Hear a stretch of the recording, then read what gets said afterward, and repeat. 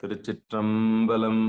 தென்னாடுடைய சிவனே போற்றி, எந்நாட்டவர்க்கும் இறைவா போற்றி, ஏகம்பத்துரையந்தாய் போற்றி, பாகம் பெண்ணுரு ஆனாய் போற்றி, அண்ணாமலையம் அண்ணா போற்றி, கண்ணாரமுதக் கடலே போற்றி, காவாய் கனகத்திரளே போற்றி, கையிலை மலையானே போற்றி போற்றி. நமச்சிவாய வாழ்க, நாதன் தாள் வாழ்க. அன்பர்களுக்கு ஆன்ம வணக்கம். நீங்கள் கேட்டுக்கொண்டிருப்பதும் பார்த்து கொண்டிருப்பதும் சிகாரம் சைவநெறி பாடசாலை என்கிற டெலிகிராம் சேனல் மூலம் ஒவ்வொரு நாளும் அதிகாலை 5:20 மணிக்கு திருநெறிய தமிழோசை என்கிற தலைப்பின் கீழே பன்னிரு திருமுறை பாராயணம் செய்து வருகிறோம். குறிப்பாக சிவபெருமானுடைய பெரும் கருணையினாலே திருமூல நாயனார் இயற்றிய திருமந்திரம் என்கிற நூலை பாராயண முறையில் அல்லாமல் ஒரு நாளைக்கு ஒரு பாடல் என்கிற வரிசையில் நாம் சிந்தித்து வருகிறோம். அந்த வகையிலே நம்முடைய நிகழ்ச்சிக்கு வருகை தந்துள்ள அத்துணை அடியார் பெருமக்களையும் வருக வருக என்று வரவேற்று அவர்களுடைய பொற்பாதங்களை மனம் மொழி மெய்களாலே வணங்கி நிகழ்ச்சிக்குள் இனிது நுழைவோம். நுழைவதற்கு முன்பதாக பன்னிரு திருமுறை ஆசிரியர் துதி, திருக்கதவம் அடைதல், திருக்கதவம் திறத்தல், திருப்பள்ளி எழுச்சி போன்ற பாடல்களெல்லாம் பாடி நிகழ்ச்சியை துவங்குவதை ஒரு வழக்கமாக ஒரு முறையாக வைத்திருக்கிறோம். அந்த வகையிலே இன்றைக்கு உண்டான பன்னிரு திருமுறை ஆசிரியர் துதியை காஞ்சிபுரம் மாவட்டம் கச்சி மாநகரில் வசிக்கக்கூடிய சிவத்திருமதி புனிதவதி அம்மையார் அவர்கள் பன்னிரு திருமுறை ஆசிரியர் துதியை படிப்பார்கள். அம்மா வாங்கம்மா. நமச்சிவாங்க ஐயா. திருச்சிற்றம்பலம். திருமுறை ஆசிரியர்கள் 27 பேர் திருச்சிற்றம்பலம். திருஞான சம்பந்தர், நாவரச சுந்தரர், திருவாத ஊரர் மற்றை, திருமாளிகை தேவர் சேந்தனார் கருவூரர், தெல்லு பூந்துரு தினம்பி, வருநான கண்டாரிதித்தர், வேணாட்டடிகள் வாழ்ந்த திருவாலிய மூதர், மருவு புருடோத்தும சேதிராயர் மூலர், மண்ணு திரு ஆலவாயார், ஒரு காரைக்கால் அம்மை ஐயடிகள் சேரமான் ஒலிக்கீரர் கல்லாடானார், பொன் கபிலர் பரணர் மெய்யூனர் இளம் பெருமானோடு ஓங்கும் மதிரா அடிகளார், திருமேவு பட்டினத்து அடிகளோடு நம்பியாண்டார் நம்பி சேக்கிழாரும் சிவநேரி, திருமுறைகள் 12 அருள் செய்த தெய்வீக தன்மையோரே, திருமுறைகள் 12 அருள் செய்த தெய்வீக தன்மையோரே. திருச்சிற்றம்பலம். நன்றிங்க ஐயா. அற்புதம், அற்புதமா. நன்றி, நன்றி சிவபெருமானே. நம்முடைய நிகழ்ச்சியில் அடுத்து திருக்கோவிலை திருக்கதவத்தை அடைதல். காட்டூர், நாமக்கல் மாவட்டத்தைச் சேர்ந்த காட்டூர் கிராமத்தில் வசிக்கக்கூடிய சிவத்திருமதி தேவி வெங்கடேசன் அவர்கள் திருக்கோவிலை அடைதல் பாடுவார்கள். வாங்கம்மா. நன்றிங்க ஐயா. திருச்சிற்றம்பலம். இந்த நாள் இனிய நாளாகட்டும். நமச்சிவாய வாழ்க, நாதன்தாள் வாழ்க. அன்பர்களுக்கு ஆன்ம வணக்கம். அத்துணை அடியார் பெருமக்களின் பொன்னார் திருவடி மனம் மொழி மேகலாளர்களை வணங்குகிறோம். திருக்கோவில் அடைதல். அருள் பெருகு தனி கடலும் உலகுக்கெல்லாம் அன்பு செறி கடலுமாம் எனவும் ஓங்கும், பொருள் சமய முதற் சபையை நெறிதான் பெற்ற புண்ணிய கண்ணிரண்டனவும் புவனம் முய்ய, இருக்கடவுண்ட அருளும் உலகம் எல்லாம் ஈன்றால்தான் திருவருளும் எனவும் கூடி, தெருக்களை நாண கன்றும் அரசும் சென்று செஞ்சடைவானவர் கோவில் சேர்ந்தார் அன்றே. நன்றிங்க ஐயா. அற்புதம், அருமை, அருமை. அடுத்து நம்முடைய நிகழ்ச்சியில் திருக்கோவிலை திறத்தல். மேலப்புலம்புதூர் கிராமத்தை சேர்ந்த இவர் திரு சங்கரையா அவர்கள். வாங்கய்யா. திருச்சிற்றம்பலம். அனைத்து அடியார் பெருமக்களுக்கும் இனிய விடியல் வணக்கம். திருச்சிற்றம்பலம். பெருமான் பேரானந்தத்து பிரியாதிருக்க பெற்றீர்கள் அருமாளுற்று பின்னை நீர் அம்மா அருங்கி அரற்றாதே திருமாமணி திருக்கதவம் திறந்த போதே சிவபுரத்து திருமாலரியா திருப்புயங்கன் திருத்தால் சென்று சேர்வோமே. திருமாலரியா திருப்புயங்கன் திருத்தால் சென்று சேர்வோமே. திருத்தால் சென்று சேர்வோமே. திருத்தால் சென்று சேர்வோமே. திருப்பள்ளி எழுச்சி. திருப்பள்ளி எழுச்சி. கோவின பூங்குயில் கோவின கோழி கோவின பூங்குயில் கோவின கோழி குருகுகள் இயம்பின சங்கம்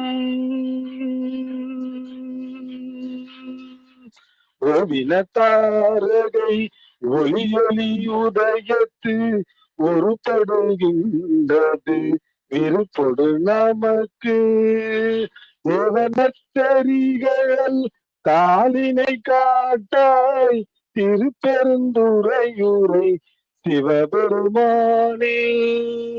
யாவரும் அறிவறியாய் மக்களியாய் எம்பெருமான் பள்ளி எழுந்தருளாயே. எம்பெருமான் பள்ளி எழுந்தருளாயே. எம்பெருமான் பள்ளி எழுந்தருளாயே. திருச்சிற்றம். நன்றி ஐயா. அற்புதம் அற்புதம். நல்ல முன்னேற்றம், நல்ல முன்னேற்றம் பாடுறதுல. அருமை. சிவபெருமானே சிவசிவா. அடுத்து சரஸ்வதி அம்மா பெரும்புலர் காலை மொழி பாடுறீங்களா?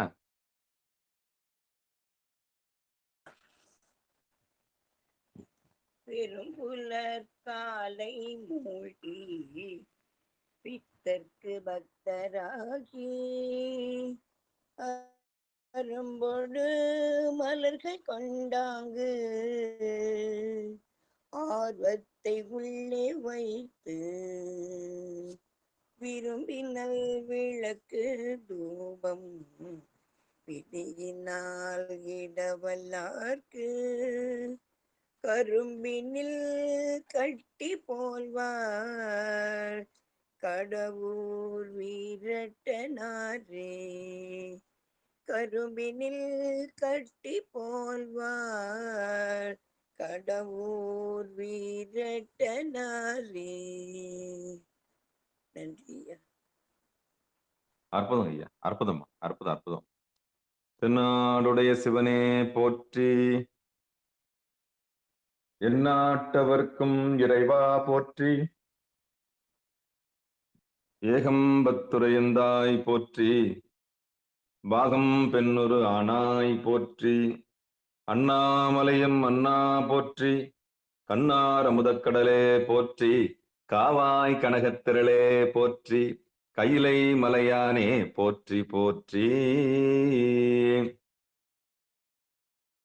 அன்பர்களுக்கு ஆன்ம வணக்கம்.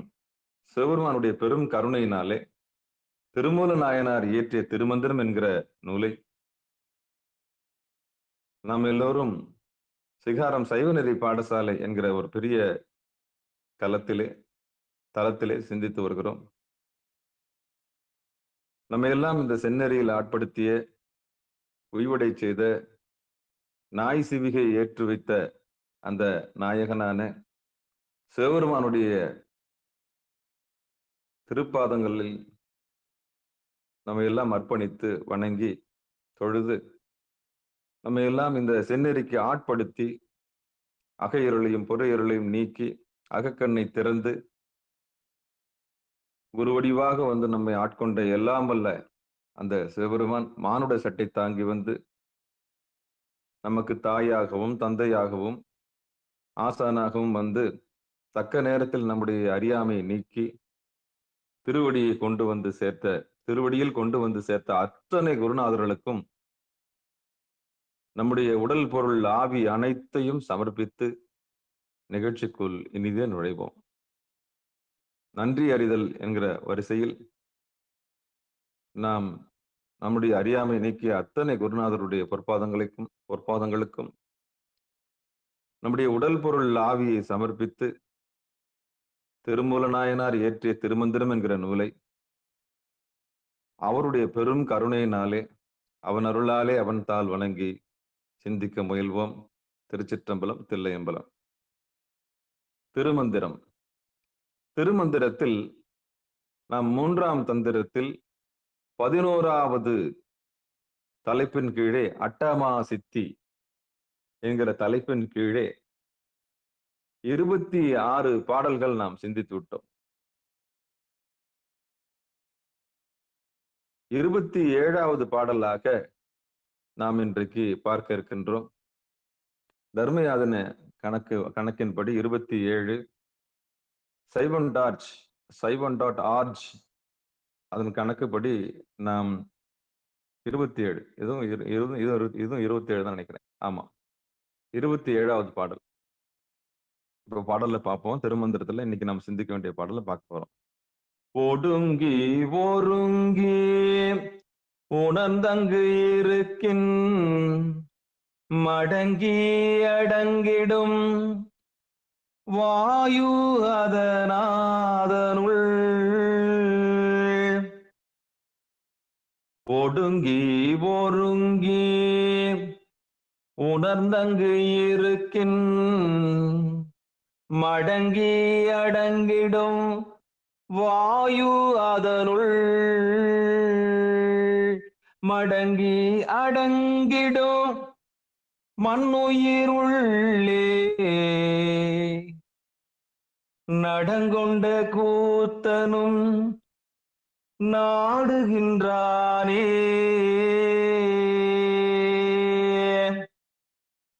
ஒடுங்கி ஒருங்கி உணர்ந்தங்கு இருக்கின் மடங்கி அடங்கிடும் வாயு அதனுள்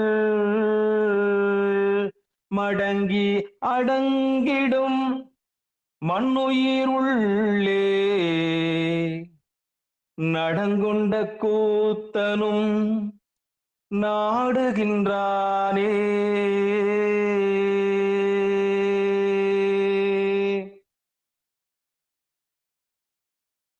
இது பாடல். இதை கொஞ்சம் பதமா பார்த்துருவோம். சொல்ல பிரிச்சு பார்த்துடலாம். ஒடுங்கி ஒருங்கி ஒடுங்கி ஒருங்கி உணர்ந்து அங்கு இருக்கின் மடங்கி அடங்கிடும் வாயு அதனுள் மடங்கி அடங்கிடும் மண்ணுயிர் உள்ளே நடம் கொண்ட கூத்தனும் நாடுகின்றானே. இதுதான் பாடலுடைய வரி. இப்ப நம்ம பொழிப்புரைக்கு போலாம். தர்மயாதனம் கொடுத்திருக்க அந்த பொழிப்புரைக்கு போலாம். சந்திர மண்டலத்தில் ஒடுக்கி மனம் ஒருங்கி திருவருளையே உணர்ந்திருந்தால் பிராணவாயுவும் மெத்தென இயங்குதலும் ஒழிந்து அடங்கி இருக்கும். இவ்வாறு மனம் வாயுவும் அடங்குதலால் அவற்றின் வழி புற உணர்வும் தன் உணர்வும் அற்று இருக்கும் உயிரின் உள்ளத்தையே ஐந்தொழில் கூத்து இயற்றும் இறைவனும் தனக்குரிய இடமாக விரும்புகின்றான்.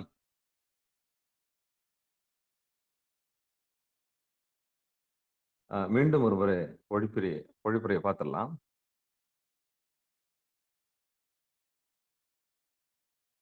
ரொம்ப சுலபம். யதார்த்த வாழ்க்கையில இறைவனுடைய திருவடியை எல்லாரும் பெறணும் அப்படின்னு ஆசைப்படுறவங்களுக்கு எளிமையா கொண்டு போய் சேர்க்கணும். இந்த உண்மையை எளிமையா கொண்டு போய் சேர்க்கணும். அந்த அடிப்படையில மீண்டும் அந்த பொழிப்புரையை பார்ப்போம். சந்திர மண்டலத்தில் ஒடுங்கி மனம் ஒருங்கி திருவருளையே உணர்ந்திருந்தால் எப்படி? சந்திர மண்டலத்தில் ஒடுங்கி மனம் ஒருங்கி திருவருளையே உணர்ந்திருந்தால் பிராண வாயுவும் மெத்தன இயங்குதலும் ஒழிந்து அடங்கி இருக்கும். இவ்வாறு மனமும் வாயுவும் அடங்குதலால் அவற்றின் வழி புற உணர்வும் தன்முணர்வும் அற்றிருக்கும். உயிரின் உள்ளத்தையே ஐந்தொழில் கூத்து இயற்றும் இறைவனும் தனக்குரிய இடமாக விரும்புகின்றான், நாடுகின்றானேன்னு சொல்ற. அப்ப சாமி எப்ப கீழே இறங்கி வராரு? நம்மளை நோக்கி நம்முடைய உடம்பையே கோயிலா கொண்டு ஏற்கனவே அவரு நடனம் புரிகிறாரு. ஆனா உண்மை தெரிஞ்சவங்களுக்கு எப்ப காமிச்சு கொடுக்குறாருன்னா, இப்ப நம்ம பார்த்துடலாம். இப்ப இது படிப்புரை பார்த்துட்டோம். இப்ப யதார்த்த வாழ்க்கையில நம்ம சாமானிய ஒரு மானுடமா நம்ம இது எப்படி புரிஞ்சு அந்த மேலான பதத்தை இதை எப்படி புரிஞ்சுக்கலாம்னு பார்க்கலாம். திருச்சிற்றம்பலம், தில்லையம்பலம். ஒடுங்கி ஒருங்கி உணர்ந்தங்கு இருக்கேன்.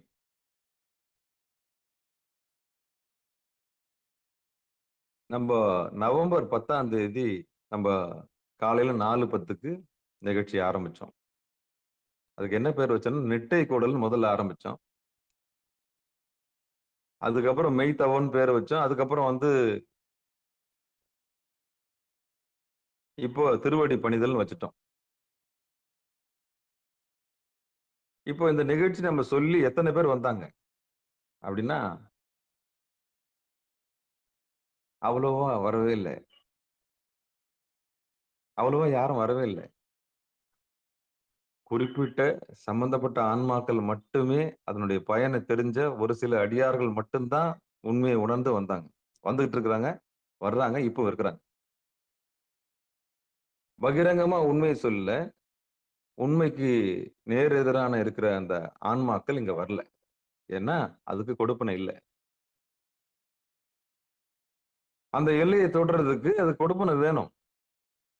அவங்கதான் இது உள்ள நுழைஞ்சு, ஓ அவங்களுக்கு அந்த பசி இருக்கணும், ஞான பசி இருக்கணும், அந்த திருவடி மேல ஒரு ஏக்கம் இருக்கணும், இறைவன் மேல ஒரு ஏக்கம் இருக்கணும், இறைவனை பார்க்கணுன்ற ஒரு ஏக்கம் இருக்கணும். ஏன்னா இறைவன் ஆனந்தமயமானவர். இறைவன் ஆனந்தமயமானவர். அப்ப எல்லாரும் அந்த நிகழ்ச்சிக்கு வருவாங்களான்னா வரமாட்டாங்க. ஏன்னா இந்த உலகம் உண்மைக்கு நேர் எதிரானது. இந்த உண்மைக்கு, அதாவது இந்த உலகம் எப்படிப்பட்டதுன்னா உண்மைக்கு நேர் எதிரானது. அந்த உண்மைக்கு நேர் எதிரான செயலை நம்ம சேனல்ல செஞ்சோம்னா நிறைய கூட்டம் வந்துடும். உண்மைக்கு நேர் எதிரான வேலையை செஞ்சோம்னா நம்ம சேனல்ல நிறைய கூட்டம் வந்துடும்.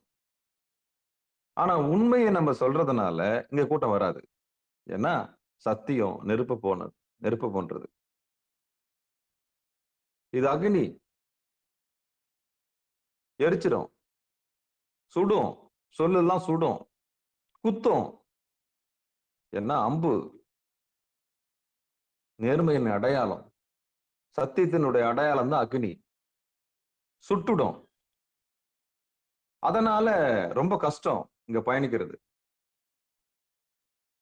அந்த உண்மைன்ற சத்தியம் என்கிற அக்னியை நீங்க எதிர்கொள்ளணும்னா, எதிர்கொள்ள முடிஞ்சவர்கள் மட்டுமே நம்ம சேனலுக்கு வர முடியும், மற்றவங்களால வர முடியாது. அந்த உண்மையான பசி உள்ளவங்க, இல்ல தேடல் உள்ளவங்க, அவங்க மட்டும்தான் நம்ம கூட என்ன பண்ண முடியும், கூடுமானவர்களும் பயணிக்க முடியும். அவங்க தான் அந்த இறுதி வரை பயணிக்கக்கூடிய, கையில் இருக்கக்கூடிய கைலாயத்தை உணர முடியும். மற்றவங்களால கையில் இருக்கக்கூடிய கைலாயத்தை உணர முடியாது, புறத்தே இருக்கிற உலகத்தையும் உணர முடியாது. அகமும் கிடையாது, புறமும் கிடையாது, ரெண்டும் கட்டாதான். நபும் சகம். என்னது நபும் சகம்? அதாவது ஆணும் இல்ல பெண்ணும் அல்ல, ரெண்டும் கட்டான். இப்படியும் வாழ முடியாது, அப்படியே வாழ முடியாது. ஆணாவும் வாழ முடியாது, பெண்ணாவும் வாழ முடியாது. ஏன்னா தலைவனை தெரிஞ்சுக்கல இல்லையா. அகத்தும் இல்லை புறத்தும் இல்லை, சுந்தரர் சொல்றாருல, அது மாதிரிதான் வாழ்க்கை. புறத்திலேயும் ஒரு நிம்மதி இருக்காது. எதையோ தேடி போய் அதை வாங்கணும், இதை வாங்கணும், வண்டி வாங்கணும், வாகனம் வாங்கணும், வீடு கட்டணும், செட்டில் ஆகணும், மாச சம்பளம் ரெடி பண்ணணும், பிள்ளைக்கு ரெடி பண்ணணும், பொண்ணுக்கு ரெடி பண்ணணும், அவ்வளவுதான். அந்த வட்டத்துக்குள்ள விழுந்துட்டா முடிஞ்சு போச்சு கதை. தேஞ்சே போயிடும் எல்லாமே. அப்ப அங்கேயும் ஒரு நிறைவு இல்லை. எல்லாம் செஞ்சு கொடுத்தோம், புள்ள சாப்பாடு போடல.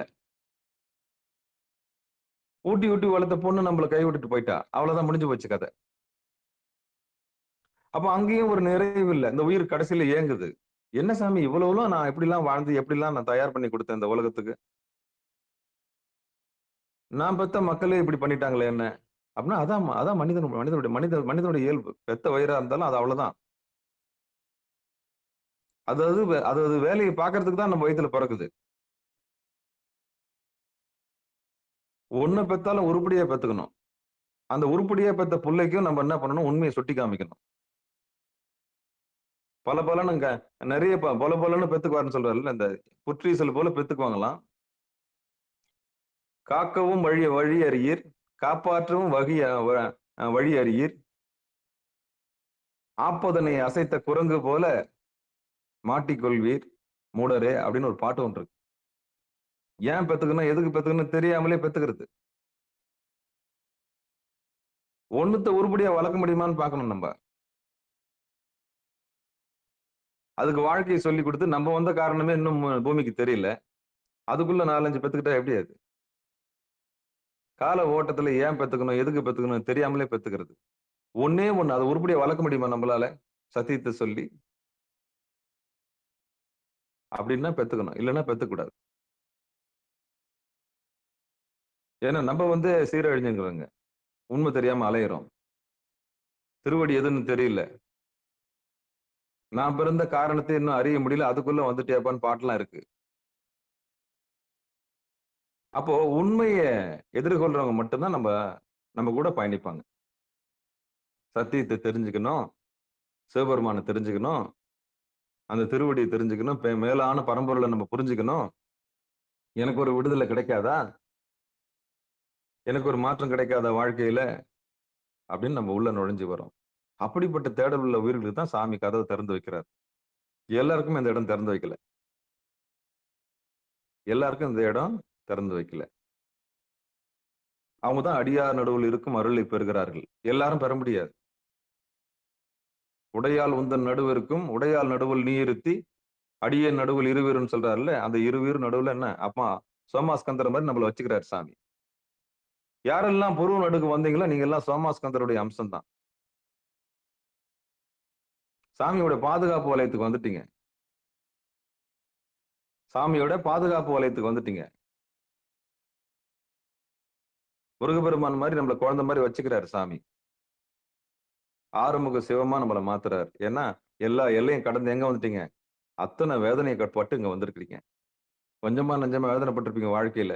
ஏற்கனவே செய்த புண்ணியத்தின் அடிப்படையில உங்களுக்கு பூர்வ மத்தியம் தொட்டு காண்பிக்கப்பட்டு விட்டது, சுட்டி காண்பிக்கப்பட்டு விட்டது. ஏன் இதெல்லாம் நான் சொல்ல வரேன்னா, நம்மளோட பயணிக்கணும்னா அவங்க தேடல் உள்ளவங்களா இருக்கணும், ஒரு பசி உள்ளவங்களா இருக்கணும், ஒரு ஞான பசி உள்ளவங்களா இருக்கணும், ஒரு நிம்மதி. அது கடைசியில என்ன அந்த ஒரு வெறி இருக்கணும், அடையணும்ன்ற வெறி இருக்கணும். அவங்க மட்டும்தான் இங்க என்ன பண்ண முடியும், நம்மளோட பயணிக்க முடியும். தேடல் உள்ள உயிர் பார்ப்பாங்க. ஒரு இடமும் போவாங்க, அந்த இடத்துல உண்மை இருக்காது. சரி, இன்னொரு இடம் போவாங்க, அந்த இடத்துல உண்மை இருக்காது. எல்லாமே வெறும் வாய் ஜாலங்களா இருக்கும்,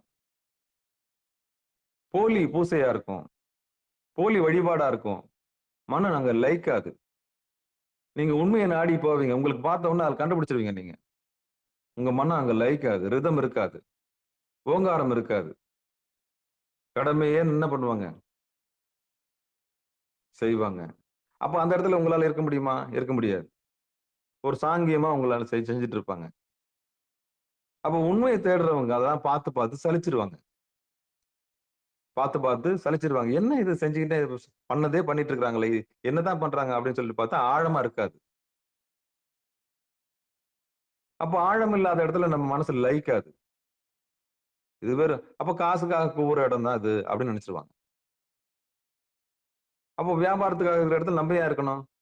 ஒரு உண்மை இல்ல. அந்த இடத்துல நம்ம ஏன் இருக்கணும்? அப்போ ஒரு மனம் முடிவு எடுத்துரும். ஒரு தெளிவுக்கு வந்துரும். ச்சே! இது இந்த வழிபாடெல்லாம் போலியா தான் இருக்கு. அப்போ ஒரு உள்ளம் வந்து கணக்கு பண்ண ஆரம்பிச்சுரும். யார் உண்மையானவங்க? யார் உண்மையான பூசை செய்றவங்க? யார் அன்பா செய்றாங்க? யார் அன்பு இல்லாம செய்றாங்க? அந்த நோக்கத்தெல்லாம் புரிஞ்சுகிட்டு தான் அப்போ உண்மையானவங்கள தேடும்போது தான், சாமி எங்கேயாவது ஒரு கதவு திறந்து வச்சிருப்பாரு. நாட் ஒன்லி சிகாரம். நாம மட்டும் தான் அங்க எடுக்கிறோம்னு இல்ல. எல்லாரும் சத்தியத்தை தெரிஞ்சவங்க இருப்பாங்க. ஏகன் அநேகன் இறைவனடி போற்றி. என்ன சொல்றாங்க? சாமி அங்கங்க ஏகன ரெடி பண்ணி வச்சிருக்காரு. எல்லாம் இறைவனுடைய திருவடியில அங்கங்க இருக்கிறாங்க. கோடியில ஒருத்தன் ஈஸ்வரனா இருப்பான். திருவடியை தெரிஞ்சவனா இருப்பான். 1,00,00,000 மக்கள் இருக்கிறாங்கன்னு சொன்னா, அதுல ஒருத்தன் ஈஸ்வரனை தெரிஞ்சவன் ஒளிஞ்சிருப்பான். அவனுக்கு கோட்டீஸ்வரன்னு பேரு. கோடியில் ஒருவன் ஒளிந்திருப்பதனால் அவனுக்கு கோடி ஈஸ்வரன். கோடியில் ஒருவன் ஈஸ்வரன். ஏன்னா அந்த 1,00,00,000 பேரை ரன் பண்றதுக்கு அவன் ஒரு ஆளை வச்சிருக்கிறான்.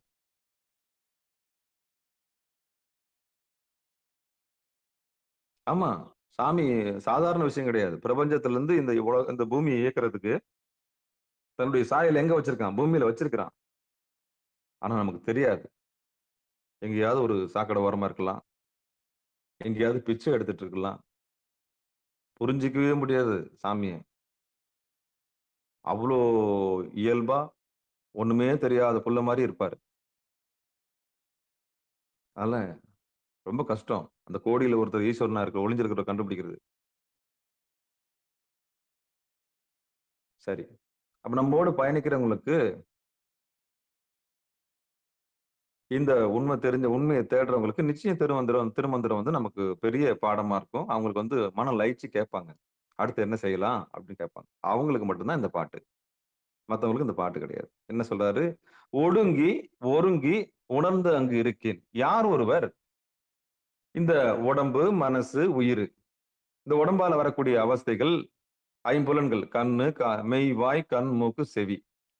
இந்த 5 இந்திரியங்களும் அதுக்கு மூலமா இருக்கக்கூடிய ஊறு, ஒலி, ஓசை அப்படின்னு சொல்லக்கூடிய அதுக்கு உள் இந்திரியம் சொல்லக்கூடிய கர்மேந்திரியம், ஞானேந்திரியம் என்று சொல்லக்கூடிய வாக்கு, பாணி, பாதம், பாயு, உபஸ்தம் என்று சமஸ்கிருதத்தில் சொல்லப்படக்கூடிய அந்த இந்திரியங்கள் அனைத்தும் ஒடுங்கி, கண் ஒரு பக்கம், காது ஒரு பக்கம், கை ஒரு பக்கம், கால் ஒரு பக்கம் இல்லாம இந்த இந்திரியங்களும் கர்மேந்திரியம், ஞானேந்திரியம் என்று சொல்லக்கூடிய அத்தனையும் ஒடுங்கக்கூடிய ஆற்றல் கண்ணுடைய கருவழிக்கு உண்டு. கருவழியிலேயே 10 ஒடுங்கி போயிடுது. அதனாலதான் ஆடாம அசையாம நிறுத்துங்க. கண்ணை மூடினீங்கன்னா கதை முடிஞ்சு போச்சு. ஒண்ணு கற்பனைக்கு போயிடும், இல்லைன்னா வந்து தூக்கத்துக்கு போயிடும். கண்ணை மூடினீங்கன்னா கதையே முடிஞ்சு போச்சு. அமாவாசை. கண்ணை திறந்தீங்கன்னா பௌர்ணமி. பௌர்ணமியும் இல்ல, அமாவாசையும் இல்ல. கரெக்டா மேல நிறுத்தணும் ஜோதி. அப்போ ஒடுங்கின்ற வார்த்தை முதல்ல பயன்படுத்துற. என்ன ஒடுங்கி? இந்த ஒடுங்கின்ற வார்த்தைக்குள்ள என்னென்ன ஒடுங்குது பாருங்க. மெய், வாய், கண், மூக்கு, செவி. வாக்கு, பாணி, பாதம், பாயு, உபஸ்தம். மனம், சித்தம், புத்தி, அகங்காரம். 96 தத்துவங்கள், 36 தத்துவங்கள், பஞ்சபூதங்கள்.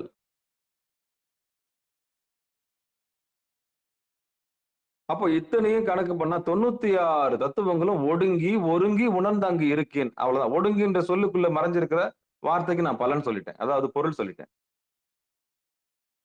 சாதாரணமா ஒரு கால் மேல தூக்கி போட்டு, ஒரு முதுகெலும்பை நேரா வச்சு, சின்முத்திரையில உட்கார வச்சு, முதுகெலும்பை நேரா வச்சு, கண்ணு 2 விபூதி நல்லா பூசி, மார்பெல்லாம் விபூதி பூசி, நேரா ஒரு விளக்கு ஒண்ணு போட்டு, வடக்கு நோக்கி நீங்க உட்கார்ந்தீங்கன்னா என்னென்ன ஒடுங்குதுன்னா,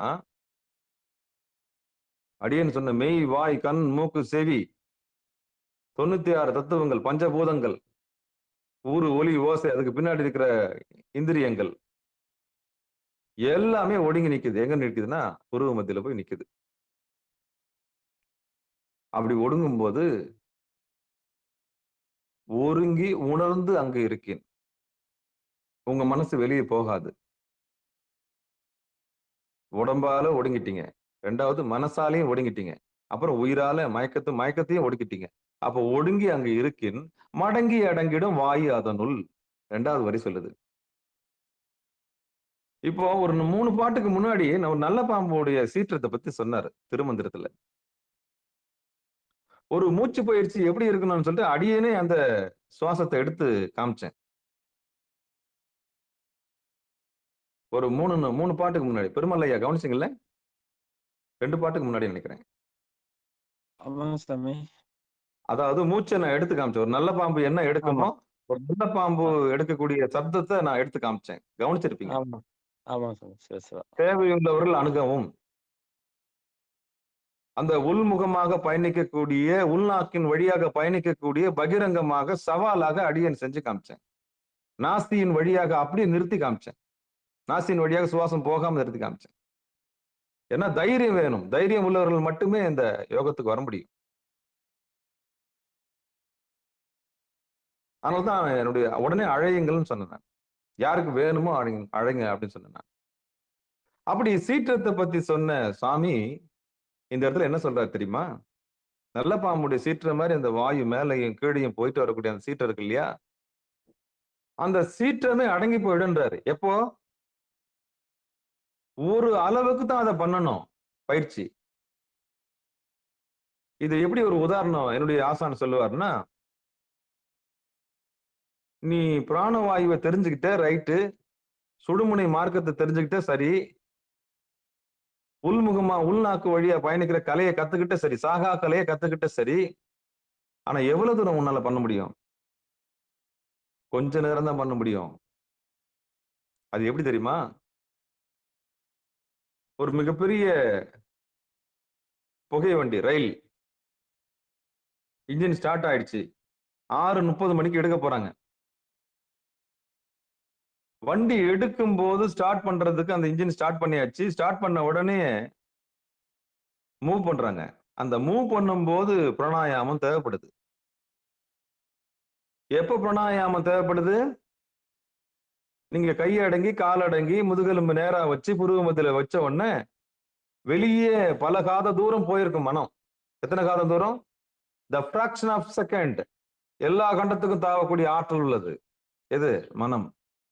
அந்த மனசை கொண்டு வந்து இங்க நிறுத்துறதுக்கு என்ன தேவைப்படுது? பிராணனை கொண்டு போய் கரெக்டா அங்க ஒடுக்கணும். பிராணன் ஒடுங்கிடுச்சுன்னா மனம் ஒடுங்கிடும். அவ்வளவுதான் முடிஞ்சிச்சு.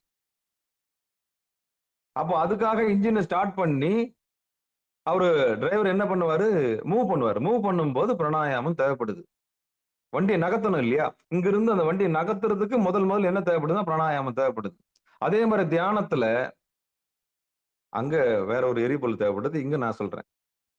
தவத்துல நமக்கு பிராணாயாமம் தேவைப்படுது. அந்த பாம்பு சீற்ற மாதிரி இருக்கும். நல்ல கதி. அதுக்கு பேர் கதின்னு பேரு.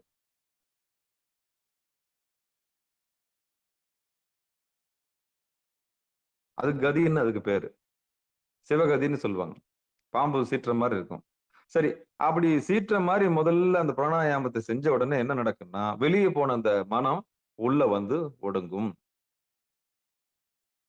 அப்படி சந்திர மண்டலத்தில் ஒடுக்கி அத மனம் அப்படி ஒடுங்கி இருக்கும்போது அப்படி அந்த ஒடுங்கி அதுக்கு பயிற்சி என்ன பண்றோம்? மேலையும் கீழே இழுக்கிறோம். நல்லா இழுக்கிறோம். சுவாசத்தை இழுக்கிறோம். மூக்கு வழியா சுவாசம் போறது தடைப்பட்டு போயிடும். அப்ப உள்நாக்கு வழியா அது உள்ள நடக்கும். உங்களுக்கு ஆச்சரியமா இருக்கும். இதுக்கு உத்தம பிராணாயாமம் பேரு. சத்தியத்தை தேடுபவர்களுக்கு இந்த உத்தம பிராணாயாமம் கிடைச்சே தீரும்.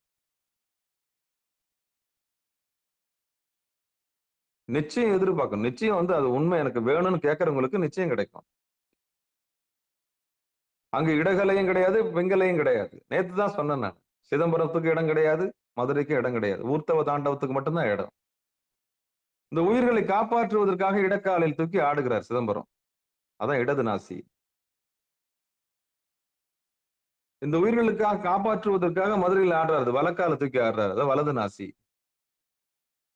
இந்த உயிர்கள் தூங்கும் போது பொறுப்பா இருக்கிறதுனால ஆரூர் பெருமான். அதுக்கு பேரு என்னது?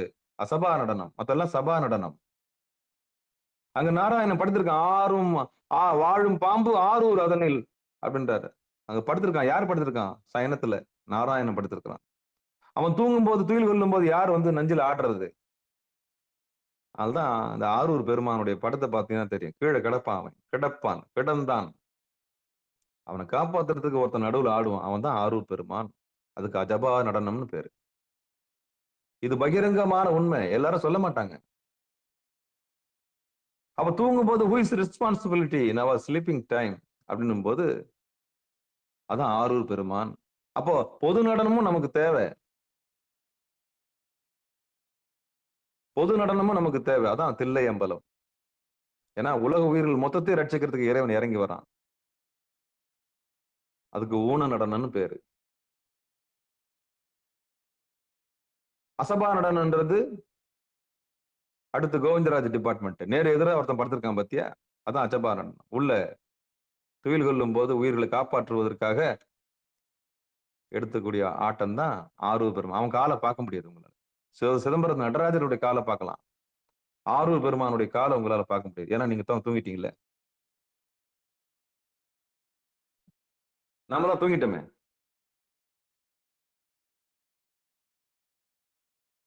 அப்ப மதுரை 80 ஆடுறது வழக்கால தூக்கி ஆடுறாரு. அதான் நேத்து பார்த்தோம், இடகலை பிங்கலை அப்படின்னு பார்த்தோம். நேத்து தலையால் நடந்த ரகசியத்தை சொன்னேன். காரைக்கால் அம்மையார் எப்படி நடந்தாங்க அப்படின்னு ரகசியத்தை சொன்னேன். எத்தனை பேருக்கு அது புரிஞ்சுது? இடக்காலம் இல்லை, வழக்காலம் இல்லை, இடகலையும் இல்லை, பிங்கலையும் இல்லை, நடுநாடியில் நடந்தாங்க. அதான் தலையால் நடந்தார்கள். புராணம் சொல்லும் தலையால் நடந்தாங்கன்னு. அவங்க சுழுமுனை மார்க்கமாக தன் தலையை கொண்டு, தலையே நீ வணங்காய், சுழுமுனை மார்க்கத்தில் பயணிச்சான். அதான் ஊர்த்தவகதி. அந்த தாண்டவன் தான் ரத்னேஸ்வரர், ரத்ன சபாபதி. அவன் தான் ஆலங்காடு. ஸ்ட்ரைட்டா அந்த காலை தூக்கி மேல வச்சிருப்பாரு. அந்த காலுக்கு பேர் என்ன தெரியுமா? ஊர்த்தவகதின்னு பேரு. அந்த ஊர்த்தவகதியை தெரிஞ்சவங்க தான் காரைக்கால் அம்மையார். அதான் தலையால ஆடுறது, தலையால நடக்கிறது. நேத்து பார்த்தோம் அந்த பாட்டை. அப்ப இடகலையும் இல்ல, பிங்கலையும் இல்ல, அஜபா நடனமும் இல்ல. உயிர் தேறிடுச்சு, பக்குவப்பட்டுடுச்சு. எங்க வந்துருச்சு? ஆலங்காட்டுக்கு வந்துருச்சு. இதுக்கு ஊர்த்தவதாண்டவன்னு பேரு. இப்ப உபதேசம் பெற்று விட்டீர்கள் நீங்கெல்லாம். அப்ப உபதேசம் பெற்ற பிறகு உங்களுக்கு நடக்கிற சுவாசம் எப்படி இருக்கும்? உள்முகமா இருக்கும். அந்த உள்முக தாண்டவத்துக்கு என்ன பேரு? ஊர்த்தவ தாண்டவம். அந்த ஊர்த்தவ தாண்டவம் மேலே கீழே ஏற்றி இறக்குறீங்க. ஏற்றி இறக்கி இருகாலம் பூரித்தால் காற்றை உதைக்கும் கணக்கறிவார். யமனை உதைக்கக்கூடிய ஆற்றல் கிடைக்கும். யமனை உதைக்கக்கூடிய ஆற்றல் கிடைக்கும். கேட்கணும். ஏன்னா அந்த மாதிரி கூட்டம் இல்லை, தேடல் இல்லை, பசி இல்லை, தெரிஞ்சுக்கணும்னு ஆர்வம் இல்லை, தெரிஞ்சுக்கணும்னு ஆர்வம் இல்லை. பாத்திர மருந்து பிச்சை இடணும். எல்லாருக்கும் கொடுக்க முடியாது, எல்லாருக்கும் கொடுக்க முடியாது, எல்லாருக்கும் கொடுக்க முடியாது. அப்போ ஒடுங்கி ஒருங்கி உணர்ந்து அங்க இருக்கின் மடங்கி அடங்கிடும் வாயாதனுள். அப்ப இங்க என்ன மடங்கி அடங்கிடுன்னு சொல்றாரு. அப்ப இப்ப நல்லப்பா மாதிரி முந்தா நாள் எடுத்து காமிச்சோம்ல சவுண்டு. அப்ப எது வரைக்கும் அந்த சவுண்டை நம்ம எடுத்து காக்கணும், பிராணாயாமம் பண்ணணும்னா, இந்த வண்டிய இங்க இருந்து நகர்த்தணும் இல்லையா? அந்த ட்ரெயினை நகர்த்துறதுக்கு அந்த பிராணாயாமம் தேவைப்படுது. வண்டி நீங்க ஓட்டிட்டீங்க, வண்டியை நீங்க ஆன் பண்ணிட்டீங்க, இன்ஜின் ஸ்டார்ட் ஆயிடுச்சு, ரயில் கிளம்பிருச்சு. கிளம்பி ஒரு கட்டத்துல ஒரு 10, 20, 30, 40, 50, 60, 70 தொட்டுச்சு, 80 தொட்டுச்சு, 100 தொட்டுச்சு வேகம். அதுக்கப்புறம் டிரைவர் என்ன பண்ணுவார் தெரியுமா? அந்த ரேஸ் பண்றதை அப்படியே நிறுத்திடுவார். அதுக்கப்புறம் வண்டி தானா போயிட்டு இருக்கு, கொஞ்சம் தூரம் போகும். அப்போ அந்த 60, 10, 70, 80 தொட்டு வண்டி வேகமா போகுதுன்னு தெரிஞ்ச பிறகு அது அப்படியே சல்லுன்னு போயிட்டே இருக்கும். அப்ப எது வரைக்கும் அந்த பிராணாயாமம் தேவைப்படுதுன்னா, அந்த மனம் ஒடுங்குற வரைக்கும் பிராணாயாமம் தேவைப்படுது. அதான் 2வது வரியில சொல்றாரு, ஒடுங்கி ஒருங்கி உணர்ந்து அங்கு இருக்கின் மடங்கி அடங்கிடும் வாயு அதனுள் அப்படின்றாரு. அப்ப நீ நல்லப்பா மாதிரி எடுக்க வேண்டிய அவசியமே கிடையாது, அங்கேயும் கிடையாது. அதே திருமந்தில் தான் வரும்.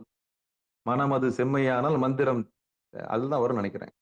மந்திரம் தேவையில்லை, நீ வாயுவை உயர்த்த வேண்டாம் அப்படின்னு சொல்ற. ஆரம்ப கட்டத்தில் தான் அதெல்லாம் தேவை நம்மளுக்கு. ஆரம்ப கட்டத்தில் தான் பிராணாயாமம், மூச்சு பயிற்சி, அது இதுன்னு தேவைப்படுது. எல்லா ஒடுங்கினவங்களுக்கும் மூச்சே இருக்காது, உள்ள அழகா ஒடுங்கி. அதான் சொல்ற, மடங்கி அடங்கிடும் வாயு அதனுள். ஒடுங்கின்னும் போதே எல்லாம் முடிஞ்சு போச்சு. 96 தத்துவம் ஒடுங்கிடுச்சு. எல்லா இந்திரியங்களும் அங்க ஒடுங்கிடுச்சு. அப்ப ஒருங்கி, முதல்ல ஒடுங்கி சொன்னாரு. அப்புறம் ஒருங்கினா உணரணும். உணர்ந்து அங்க பார்க்கணும். புருவமத்தியில பார்க்கணும். அப்படி உணர்ந்து அங்க இருக்கும்போது மடங்கி அடங்கிடும் வாயு. அப்படின்னா மூச்சே இருக்காது. சுவாசமே சுவாசமே அங்க என்ன பண்ணாது? இருக்காது. எப்படி இருக்குமா? வாயு அதனுள் ஒடுங்கி இருக்கிறதே தெரியாம இருக்குமா. அந்த தேன் ஒழுகுது இல்ல? தேன் ஒழுகுறது எத்தனை பேர் பார்த்திருக்கீங்க? தேன் ஒழுகுறது அவ்வளவு மெதுவா ஒழுகும். அப்படியே அந்த மாதிரி மூச்சு இருக்குதா இல்லையா? சுவாசம் இருக்குதா இல்லையான்ற நிலைக்கு போயிடும். அப்போ ஆரம்பத்துல பிராணாயாமம் தேவைப்பட்டது, மூச்சு பயிற்சி தேவைப்பட்டது. அதுக்கப்புறம் அங்க ஒடுங்குன பிறகு மூச்சும் அப்படியே ஒடுங்கி நிக்கும். அப்படி ஒடுங்கி இருக்கும்போது இருக்கிறோமா இல்லையா? உடம்ப மறந்துடுவீங்க நீங்க அப்படியே. 2வது மனச மறந்துடுவீங்க. அப்படியே உயிர் இருக்கிறதையே மறந்துடுவீங்க. மயக்கம் போயிடும். சாமியோட திருவடியில மட்டும் அப்படியே லயிச்சிருப்பீங்க. சுவாசம் இருக்குதா இல்லையான்ற கூட தெரியாது. மெய் மறந்து அப்படியே புருவ மத்தியிலேயே இருப்பீங்க. அப்படி இருக்கும்போது 3வது லைன்ல சொல்றாரு. மடங்கி அடங்கிடும் மண்ணுயிர் உள்ளே நடங்கொண்ட கூத்தனும் நாடுகின்றான். இப்படி யார் தன்னை மெய் மறந்து அப்படியே ஒடுங்கி சுவாசம் இருக்குதா இல்லையான்னு கூட தெரியாம அப்படி யார் அப்படியே லயிச்சு மேல இருக்கிறாங்களோ அங்க சாமி வந்து என்ன பண்றாராம்? நடங்கொண்ட கூத்தனும் நாடுகின்றானே. அப்படிப்பட்ட உயிர்களுடைய உள்ளத்தையே ஐந்தொழில் கூத்து ஏற்றும் இறைவனும் தனக்குரிய இடமாக சொல்லுகிறான். ஏன்னா அந்த உயிர் வெளியே போல. யார்கிட்ட ஒடுங்கிடுச்சு? ஒடுங்கி ஒருங்கிடுச்சு புருவ மத்தியில. அப்படி புருவ மத்தியில ஒடுங்கி ஒருங்கி நின்ன பிறகு மூச்சும் இருக்கிறது வாய்ப்பே இல்லை. மூச்சு கூட சுவாசமே இருக்காதான். இருக்கவே இருக்காது. இதயம் துடிக்கிறது கூட கேட்காதுங்க. அந்த அளவுக்கு போய் ஒடுங்கிடும். இந்த உடம்பு இருக்குதா இல்லையான்ற அறிவே இல்லாம போயிடும். இந்த மனம் இருக்குதா இல்லையான்ற அறிவே இல்லாம போயிடும். இந்த உயிர் மயக்கத்துல இருக்குதா இல்லையான்றது நாளைக்கு என்ன பண்ணணும், இன்னைக்கு என்ன பண்ற இந்த ஏக்கமே இல்லாம எதுவுமே இல்லாம அங்க போய் ஒடுங்கிடும். அந்த ஒடுங்கி இருக்கிற மிகப்பெரிய உன்னதமான நிலையை போய் தொடும். அந்த உன்னதமான நிலையை தொடும்போது சுவாசம் அரும். மூச்சு இருக்காது. எப்படி இருக்குன்னா அப்படியே மெதுவா தேன் ஒழுகுற போல இருக்குமா. தேன் ஒழுகுனா எப்படி இருக்குமோ அது மாதிரி மேலையும் கீழையும் மெதுவா நடக்கும். அப்படி ஒடுங்கி கப்பு சிப்புன்னு ஒடுங்கி ஒருங்கி யார் ஒருத்தர் புருவ மத்தியில ஆடாம அசையாம உடம்புன்றதை மறந்து மனசுன்றதை மறந்து யார் ஒருத்தர் இருக்கிறாங்களோ அப்படி எந்த உயிர் மண்ணின் உள்ளே மடங்கி அடங்கிடும் மண் உயிர் உள்ளே நடங்கொண்ட கூத்தனும். அப்ப சாமி என்ன பண்ணுவாராம்? நம்ம உடம்ப கோயிலா ஆக்கிடுவாராம்.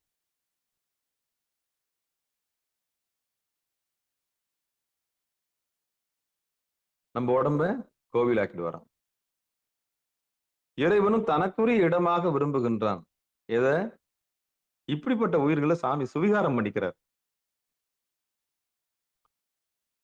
சுவிகாரம்னா தத்தெடுக்குமாங்க. அதாவது தத்தெடுக்கல. ராஜகுமாரனா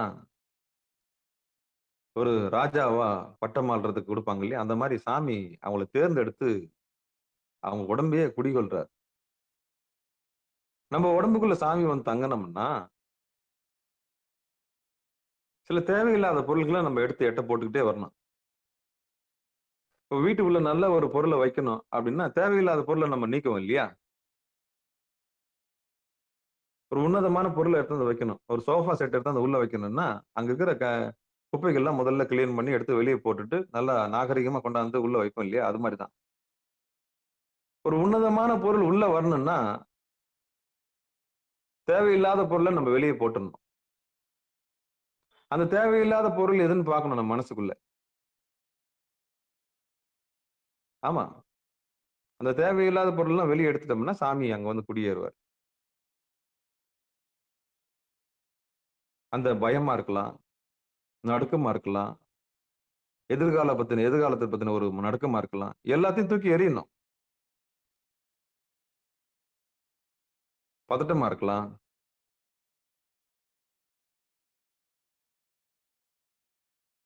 ஒரு விதமான ஏக்கமா இருக்கலாம். எல்லாத்தையும் தூக்கி என்ன பண்ணணும்? எரிச்சிடணும். எரிச்சு தூக்கி எட்ட வச்சுட்டு ரூம காலி பண்ணணும்.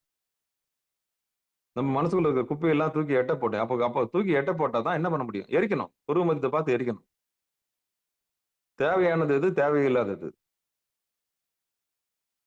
தேவையில்லாதத நினைச்சு நம்ம ஏங்கின்னு இருப்போம். அதுக்காகவே நேரம் வந்து என்ன ஆயிடும்? நிறைய போயின்னு இருக்கும். ஒரு நாளைக்கு கணக்கு பண்ணி பார்த்தோம்னா, ரொம்ப மோசமான மனசு இது. ஆக்கப்பூர்வமான எண்ணத்துல இருந்திருக்காது. எதுலயோ ஒண்ணுத்துல போய் லாக் ஆகிக்கின்னு எதையோ ஒண்ணு நினைச்சுக்கின்னு என்ன பண்ணும்னா, அது பாட்டுன்னு தன்னுடைய நேரத்த ஸ்பெண்ட் பண்ணினே இருக்கும். ஆனா 10 காசுக்கு பிரயோஜனம் இருக்காது. 10 காசுக்கு என்ன அர்த்தம்னா, உண்மைக்கு இங்க வந்து எதார்த்த உலகத்துக்கு வந்திருக்காது. ஆக்கப்பூர்வமான வேலைகள் செஞ்சிருக்காது. அப்ப நம்முடைய மனச நம்ம என்ன பண்றோம்? தேவையில்லாத எதையோ நினைச்சு நம்ம கலங்கப்பட்டுக்கிட்டு, வருத்தப்பட்டுக்கிட்டு, யாரையோ நினைச்சு புலம்பிக்கிட்டு, இந்த பாழா போன மனம் வந்து நேரத்த கடத்திக்கிட்டே இருக்கும். அப்படி போய் கடத்தாம, ஒரு ஆக்கப்பூர்வமான செயலுக்கு நம்ம மனச பயன்படுத்துறோம். ஒரு கூலி ஆள் மாரி. அவனுக்கு நம்ம சம்பளம் குடுக்க போறோம். சம்பளம் குடுக்க போறோம்னா சும்மா விடுவோமா அவன? என்னென்ன இருக்குதோ, என்னென்ன வேலை வாங்க முடியுமோ அத்தன வேலையும் வாங்கிக்குவோம் இல்ல? சும்மாவா? மாசம் இவ்வளவு ஆமா. இவ்வளவு கூலி குடுக்குறோமே. அத செய்ய சொல்லுங்களேன். பின்னாடி இருக்கிற கல் எடுத்து முன்னாடி போட சொல்லுங்க. முன்னாடி இருக்கிற குப்பைய எடுத்து பின்னாடி போட சொல்லுங்க. ஏன்னா குடுக்க போறோம்ல. சம்பளம் வாங்க போறோம்ல. கூலி குடுக்க போறாங்கல்ல. அப்போ வேலைய வாங்கும்போது பாருங்களேன். வேலை முடிஞ்சு போயிருக்கும். அப்பதான் என்ன பண்ணுவாங்க? சம்பளம் சும்மா குடுக்குறேன்னு சொல்லிட்டு வேலை வாங்குறதுக்குன்னே ஒரு வேலைய ரெடி பண்ணுவாங்க. அந்த மாரி தான். இந்த மனம் ஒரு கூலி ஆள் மாரி. அப்ப தேவையில்லாத அவன சிந்திக்க விட்டு எங்கேயோ நம்ம நேரத்த வீணாக்காம, திருவடிய பத்தி சிந்திக்க அவனுக்கு ஆலோசனை சொல்லி, "அப்பா என்னப்பா வெளிலலாம் சுத்திட்டு இருக்கிற? இத நினைச்சு என்ன பிரயோஜனம் சொல்லு? ஆக்கப்பூர்வமா சாமிகிட்ட வந்துரு சாமி. எதுக்கு சும்மா தேவையில்லாத நினைச்சிட்டு இருக்கிற?" அடியேனுக்கும் தான் சேர்த்து சொல்றேன். நம்ம மனசுகிட்ட சொல்லணும். "எதுக்கு சாமி வெளிய போய் சுத்திட்டு இருக்கிற? வீடான வீடு இருக்கும்போது எதுக்கு வெளிய போற? எது வீடான வீடு? வீடான வீடு எது? நம்ம உடம்பு தான். அந்த வீடான வீட்ல மாடி வீடு. 7 மாடி கட்டிடம் நம்ம வீடு. முதல் மாடி மூலாதாரம் இடுப்பு. 2வது மாடி வயிறு. 3வது மாடி மணிப்பூரகம். அதாவது வயித்துக்கும், மார்புக்கும் நடுவுல இருக்கிற இடம். 4வது மாடி மார்பு 2 காம்புக்கு நடுவுல இருக்குது. 5வது மாடி தொண்டைக்குழி. 6வது மாடி புருவ மத்தியம். 7வது மாடி சகஸ்ராரம். 7 மாடி கொண்ட வீடு. 7 அடுக்கு கொண்ட வீடு இதுல. இதுல எந்த அடுக்குல இருக்கீங்கன்னு நல்லா பாத்துக்கோங்க. அப்ப ஒவ்வொரு அடுக்கா நம்ம முதல்ல உடம்புக்கு தீனி போட்டு நல்லா உரமா வச்சுக்கணும். சுவர் இருந்தா தான் சித்திரம் வரைய முடியும். உடம்பு நல்லா திடகாத்திரமா பாத்துக்கணும். அவ மூலாதாரத்தை சரியா வச்சுக்கணும். மலம், மூத்திரம், சுக்கிலம், சுரோனிதம் தேவையில்லாததுக்கெல்லாம் ஆசைப்படாம அந்த ஏரியாவை சுத்தமா வச்சுக்கணும். ரொம்ப புனிதமா வச்சுக்கணும். ரொம்ப புனிதமா வச்சுக்கணும். இடுப்பு சரியா இருந்தா மட்டும்தான் தவத்துல உட்கார முடியும். அது கொஞ்சம் மக்கர் பண்ணுச்சுன்னா உட்கார முடியாது. அவ்வளவுதான். ஏதாவது ஒரு தொந்தரவு பண்ணிக்கிட்டே இருக்கும்.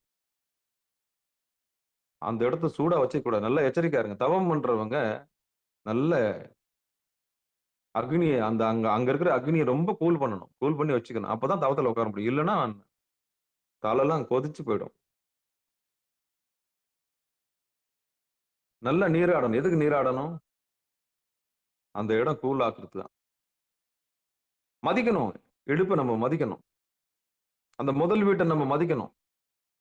மூலாதாரமா இருக்கிற அந்த வீட்ட நம்ம மதிக்கணும். அந்த இடத்துல சூடு தணிஞ்சிருச்சுன்னா தவம் கூடிடும். இடுப்பு ஒத்துழைக்காம அந்த இடத்துல இருக்கிற மலம், மூத்திரம், சுக்கிலம் பெண்களுக்கு 3 அவஸ்தை இருக்குது.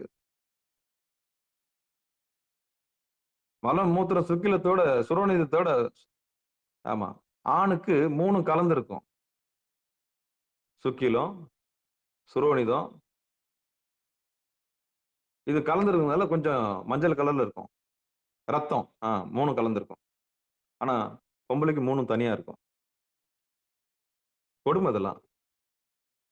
ஒரு ஆம்பளைக்கு 3 கலந்திருக்கும். சுக்கிலம், சுரோனிதம், ரத்தம். அதனாலதான் விந்து மஞ்சள் கலர் இருக்கு, ஏன்னா ரத்தமும் கலந்து இருக்கும்.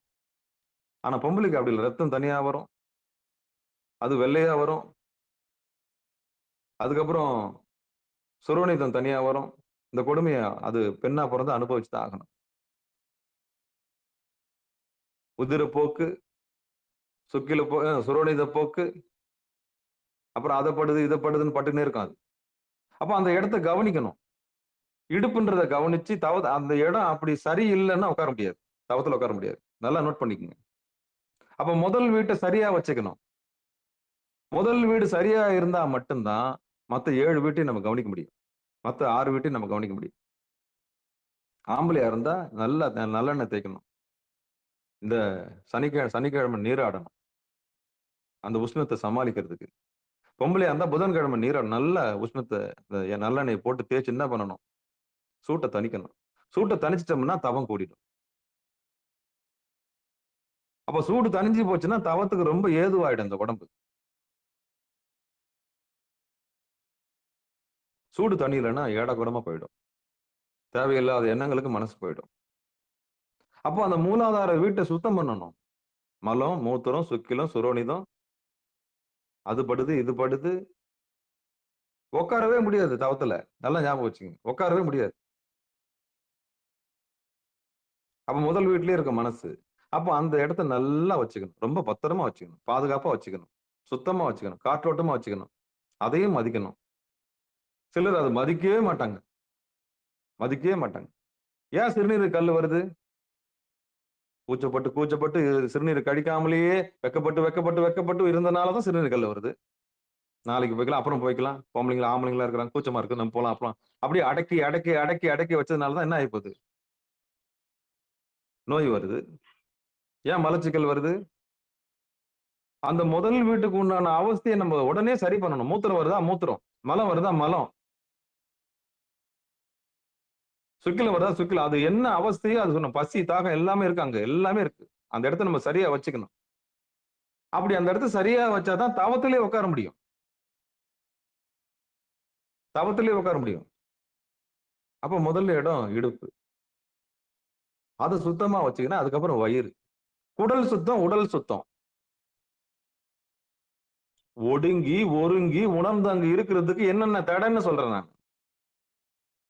நீங்க மேல் வீட்டை எப்படி பார்க்க முடியும் உங்களால? கீழ் வீட்டை அம்போன்னு விட்டுட்டு மேல் வீட்டை நீங்க எப்படி சுத்தமா வச்சிருக்க முடியும்? சிகாரத்துக்கு வர்றவங்களுக்கு ஒரு தெளிவு.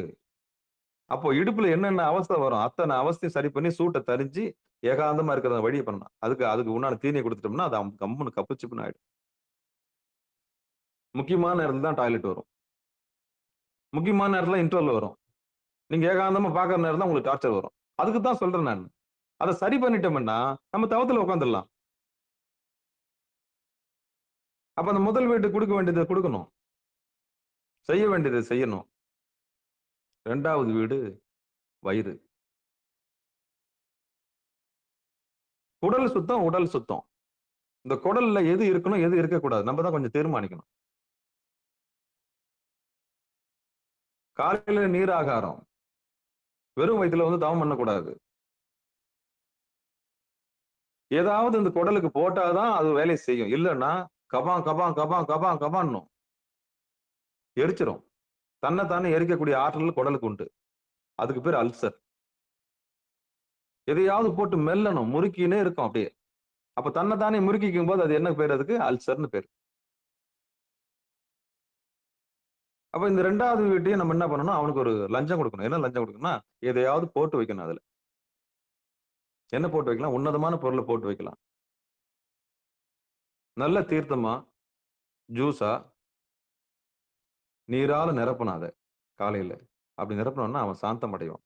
அப்ப தவத்துக்கு அவன் பச்சை கொடி காமிப்பான். எப்படி இடுப்பு பச்சை கொடி காமிக்குது இல்ல, ரைட்டு, சூடுலாம் இல்ல, எந்த பிரச்சனையும் இல்ல, நீங்க அடுத்த வீட்டுக்கு போலாம். அப்ப இடுப்பால உங்களுக்கு சாங்ஷன் கிடைச்ச பிறகு, முதல் வீட்டுல உங்களுக்கு சாங்ஷன் கிடைச்ச உடனே அடுத்த வீடு வயிறு உங்களை எந்த தொந்தரவும் பண்ணாது, தவம் பண்ணும்போது எந்த கெடுதலும் பண்ணாது. அப்படியே ஜாலியா குடிச்ச ஜூஸ் என்ன பண்ணும், 250 ml இருக்கணும், இல்ல 300 ml. நல்ல வயிறார குடிங்க, நீராகாரத்தை. இல்ல கஞ்சி, சோத்துல ஊற வச்ச தண்ணி நல்லா கரைச்சி சின்ன வெங்காயம் அது சின்ன வெங்காயம் போட்டு சாப்பிடுறது காலைல உணவு அது. நீங்க வெறும் வயித்துல தவம் பண்றதுக்கு குடிச்சிட்டு உட்கார்ந்தீங்கன்னா அந்த அளவுக்கு சும்மா பக்காவா இருக்கும். ரொம்ப குடிச்சீங்கன்னா தூக்கம் வந்துரும். ரொம்ப குடிச்சீங்கன்னா தூக்கம் வந்துரும். ஒரு லிமிட். அப்ப 2வது மாடி, அதான் 2வது வீட்ட கிளீன் பண்ணிட்டீங்க. முதல் மாடி இடுப்பு. முதல் அடுக்கு. முதல் அடுக்குன்னா முதல் அடிப்படை. அத கிளீன் பண்ணிட்டீங்க. 2வது வயிற சுத்தம் பண்ணிட்டீங்க. 3வது வயிறு சுத்தம் பண்ணிட்டீங்கன்னா என்ன அர்த்தம்? எப்படியும் மல ஜலம் கழிப்போம் இல்லையா? ஒரு தவத்துக்கு என்ன இடைவெளி இருக்கக்கூடாது? மலம் இருக்கக்கூடாது, மூத்திரம் இருக்கக்கூடாது. நல்லா வெளிய போய் கொஞ்சம் ஃப்ரீயா இருக்கணும்னு சொல்லுவாங்க. அதுதான் தண்ணி காலையில குடிக்கிறது. அப்ப இந்த சம்பவங்கள்லாம் இதெல்லாம் முதல் வீட்ட சுத்தம் பண்ணிட்டு 2வது வீட்ட வயிற சுத்தம் பண்ணிட்டீங்க. அவ்வளவுதான். அதுக்கு தான் அந்த கடுக்காய் பொடி சொல்றாங்க எல்லாருமே. கிளீன் பண்றதுக்கு. வயிற சுத்தமா வச்சுக்கிறதுக்கு. அப்ப 2வது வீடு கிளீன் ஆயிடுச்சா? அப்பாடி! தவத்துக்கு 2வது வீடு பிரச்சனை கிடையாது. 3வது வீடு ட்ரிபிள் வார்மர். அதாவது வந்து இந்த உடம்பு வெப்பமா வச்சுக்கக்கூடிய தொப்புளுக்கும் நம்ம மார்பு இருக்கு இல்லையா? அந்த மார்புக்கும் நடுவுல ஒரு இடம் இருக்கு. அதுக்கு வந்து மணிப்பூரகம்னு பேரு. இதுதான் உடம்புல இருக்கக்கூடிய உஷ்ணத்த என்ன பண்ணி வச்சுக்கும்?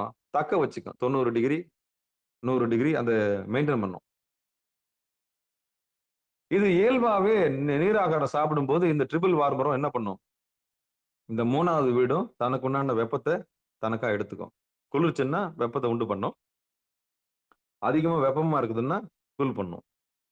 நமக்குள்ள இருக்கிற ஒரு ஏசி, நமக்குள்ள இருக்கிற ஆட்டோமேட்டிக் ஒரு ட்ரிபிள் அது அந்த இடம் தான் அந்த மணிப்பூரகம். அந்த இடம் அதுக்கு எதுவும் பண்ண வேண்டாம். அந்த வீடு தானாவே இயங்கும். அவ்வளவுதான். அதுக்கு மேல ஒரு வீடு இருக்குது நம்ம மார்பு. காம்பு இருக்கு இல்லையா? அது 2 மார்பு காம்புக்கு நேரா கை வச்சு இழுத்து நடுவுல வச்சீங்கன்னா, அதுக்கு பேரு அநாகதம். அந்த அநாகதம்ன்ற வீடு இருக்கு இல்லையா? அந்த அநாகதம் வீட்டுக்கு என்னன்னா அன்பு வேணும். மத்ததெல்லாம் வந்து தொழில் நிமித்தமா இருக்கும். ஆனா இது மட்டும் அன்பால ஆனது.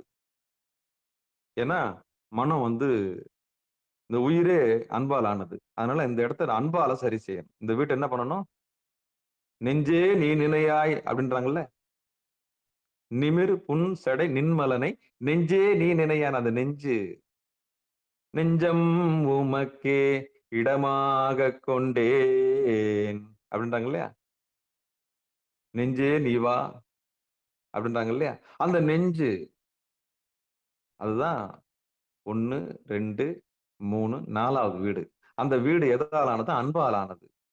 ட்ரிபிள் வார்மர் அக்னியால் ஆனது. இந்த வீடு வந்து அன்பால் ஆனது. அப்ப இந்த நெஞ்ச அன்பால சரி செய்யணும். என் செல்லம் அன்பு தானே ஏங்குற. இந்த அன்பு வந்து சாமி இருக்கிறாரு மேல வா. போதும். இவங்க மேல, அவங்க மேல காமிச்ச அன்புலாம் போதும். இவங்க மேல, அவங்க மேல காமிச்ச அன்புலாம் போதும். பொய்யாயின எல்லாம் போயகல வந்தருளி. யானே பொய் என் நெஞ்சும் பொய். ஓகேவா? வந்துருச்சா? யானே பொய் என் நெஞ்சும் பொய் என் அன்பும் பொய் ஆனால் வினையேன் அழுதால் உன்னை பெறலாமே. இதை விட என்ன உண்மை வேணும்? இதை விட வேலை என்ன உண்மை வேணும்? இப்ப புரியுதா? யானே பொய் என் நெஞ்சும் பொய். உன் நெஞ்சு தொட்டு சொல்றேன்றல்ல.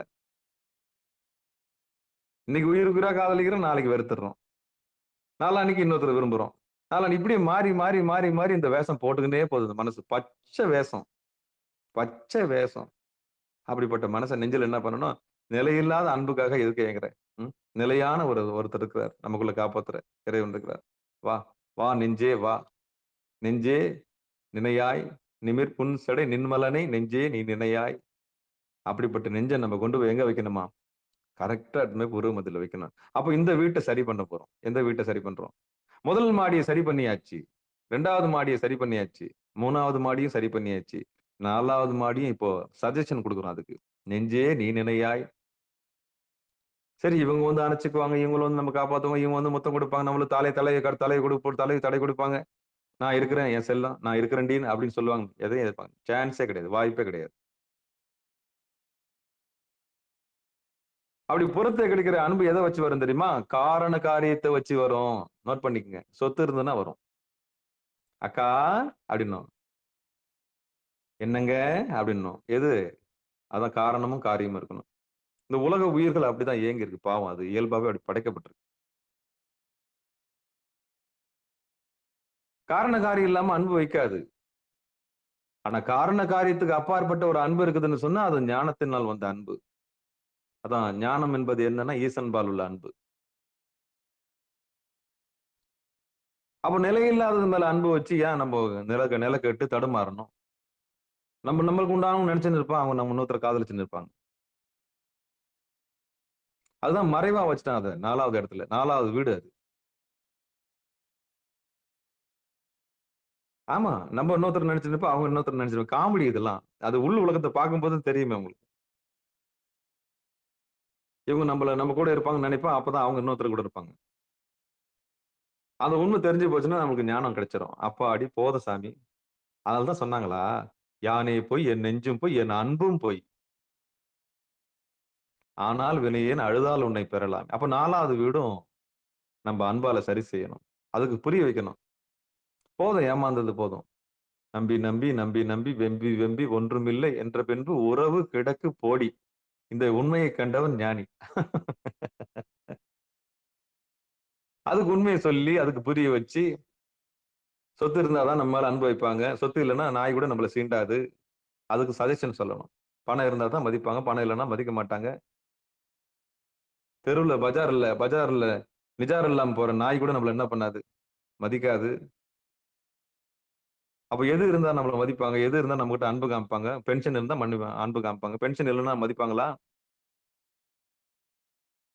அப்ப அந்த நெஞ்சுன்ற வீடு எது அடிப்படையில ஆயிடுச்சுன்னா, இன்னைக்கு பொருள் அடிப்படையில ஆயிடுச்சு. அப்ப பிரத்தியார் காட்டுற அன்பு எது வரைக்கும்? அப்படின்னு கேள்விக்குறி ஆயிடுச்சு. கேள்விக்குறி ஆயிடுச்சு. அப்ப அந்த அன்பை நம்ம என்ன பண்ண போறோம்? அந்த வீட்டுக்கிட்ட சொல்ல போறோம். நெஞ்சே, இன்னைக்கு அப்புறம் என்ன பண்ணக்கூடாது? பொறுமை மதியத்துக்கு வந்துரு. போதும். நீ மத்தவங்க கிட்ட பட்டதெல்லாம் போதும். ஏமாந்ததெல்லாம் போதும். இவன் காப்பாத்துவான், அவன் கொல்லி வைப்பான், இவன் நம்மள தூக்கி போடுவான், இவன் நம்மளுக்கு இது பண்ணுவான். அதெல்லாம் போதும். ரைட், பார்த்தது போதும். அப்போ விருப்பு வெறுப்பு இல்லாம இருக்க பழக்கணும். எத? இந்த நெஞ்சே. ரொம்பவும் நம்பிடக்கூடாது. ரொம்ப 100% அன்பும் வைக்க கூடாது யார் மேலயும். யார நம்புறோமோ அவங்களே நம்மள என்ன பண்ணிட்டு போயிடுவாங்க? எனக்கு தண்ணி காமிச்சிட்டு போயிடுவாங்க. அப்போ விரும்பவும் கூடாது, வெறுக்கவும் கூடாது. அது ஒரு நல்ல பாடத்தை கத்துக் கொடுக்கணும் நீங்க மனசுக்கு. இங்க பாரு, நம்பினது போதும். இதை ஏற்கனவே மொக்கு வாங்கினீ போதாதா? லவ் பண்ணி ஏமாந்தது போதும் போ. அப்ப இந்த வீடு அன்பால் ஆனது. மத்த வீடெல்லாம் கொஞ்சம் நான் சொல்லணும். முதல் வீட்டை பத்தி சொன்னேன். 2வது வீட்டை பத்தி சொன்னேன். சாப்பாடே குறி அதுக்கு வயிறு. 3வது வீடு சொன்னா அது நெருப்பு. அது தானா நடக்கிறது. அண்ணாமலையார். அதுக்கு அதெல்லாம் தெரியாது. உடம்ப சூடா வச்சுக்க அவ்வளவுதான். ஆனா 4வது வீடு அன்பால் ஆனது.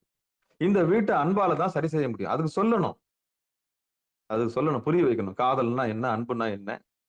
யார் நம்ம மேல வச்சு எதுக்காக வந்து நம்ம மேல அன்பு செலுத்துறாங்க? காரண காரியத்தோட தான் நம்மகிட்ட பழகுறாங்க.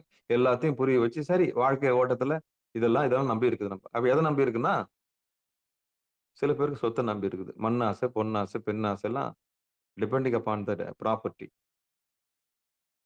பாசம் கூடி வரும். ஏன்னா பொருள் வேணும்னா. பாருங்க, தேவை இருக்கவும் தான் நம்ம கூட பழக்கம். தேவையில்லைன்னா நம்ம கூட ஏன் பழக போகுது அது? அப்போ இந்த நெஞ்சை வச்சுதான் முடிவு பண்ண முடியும். நெஞ்சம் கல்லாம் உமக்கே. இன்னொரு பாட்டு ஒண்ணுக்கு. நையாத மனத்தினை நைவிப்பான் இத்தருவே அப்படின்னு ஒரு பாட்டு ஒன்று இருக்கு. அது மாதிரி எப்படிப்பட்ட கல் நெஞ்சையும் இருக்கக்கூடிய ஆற்றல் சாமிக்கு உண்டு. அதனால திருவாசகத்துக்கு ஊறுகார், ஒரு வாசகத்துக்கு ஊறுகார். இந்த நெஞ்சம் அவன் பக்கம் போயிடும். தேம்ப ஆரம்பிச்சிடும், அழுவ ஆரம்பிச்சிடும். எப்போ? திருவாசகம் படிக்கும்போது. ஏன்னா மனிதர்கள் மேல வச்சுக்கிற அன்பு அது அது அப்படித்தான். அது சொல்லக்கூடாது. வேண்டாம். ஒரு காரணத்துக்காக தான் சாமி போடுற வலை அது. அந்த வலையில நம்ம இருந்தா ஆகணும், வாழ்ந்தா ஆகணும். சிவபெருமானே. அதுக்குன்னு எல்லாரையும் வெறுத்தும் ஒதுக்கிடக் கூடாது. ரொம்ப விரும்பவும் கூடாது. அப்ப விருப்பு வெறுப்புனா என்னன்னு மனசுக்குள்ள சொல்லி, நெஞ்சுகிட்ட சொல்லி, நீ அடுத்த லெவலுக்கு வா அப்படின்னு சொல்லணும் அதுகிட்ட. அப்ப நெஞ்ச கொண்டாந்து அங்கே நெஞ்சம் உமக்கே இடமாக கொண்டு. அப்பாடி, இது 4வது வீட்டை கடந்தாச்சு. 4வது வீட்டுக்கு என்ன அறிவுரை சொல்ல போறோம் நம்ம? விருப்பு வெறுப்பு இல்லாம நீ மேல வா. நீ விரும்பினது போதும், வெறுத்தது போதும். சண்டை தான் வருது. இது கூட நீங்க இந்த மனுஷால் கூட இருந்தது போதும். வா, மேல வா அப்படின்னு சஜஷன் பண்ணுவோம். அடுத்து அடுத்து எங்க வரீங்க? தொண்டைக்குழி. இந்த வீடு இருக்குது. முதல் வீடு இடுப்பு, 2வது வீடு வயிறு, 3வது வீடு ட்ரிபிள் வார்மர். அதாவது வந்து மணிப்பூரகம். 4வது வீடு அநாகதம். 5வது வீடு தொண்டைக்குழி. இங்க தாகம் இருக்கு. இங்க பசி இருக்கு, இங்க உணவு வேட்கை இருக்கு. ருசி பார்க்கிற இடம் இதுதான். இங்கதான் ருசி பார்க்கிற இடம் இருக்குது. வகை வகையா சாப்பிடுறது.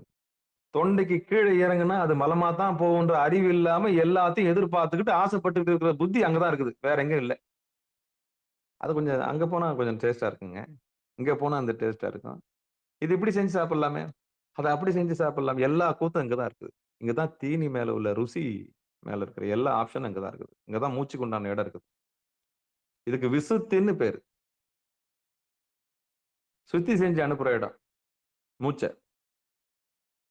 அப்ப இந்த வீட்டுல என்ன பண்ண போறேன்னா, கண்டதுக்கு கண்ட தீனி மேல கண்ட அந்த ருசியினால வாய் ருசி தேடும். அது இயல்பு அது. அது எவ்வளவு பெரிய ஆளா இருந்தாலும் அது அது உனக்கே சாப்பிடுறதுன்றது அதான் அந்த இடம். இந்த வீட்டுக்கு என்ன பண்ணணும்னா, உனக்கே சாப்பிடுறது எதுவா இருந்தாலும் கஞ்சோ கூழோ இருக்கிறத சாப்பிட்டு மேல வா வீட்டுக்கு. அவ்வளவுதான், முடிஞ்சு போச்சு.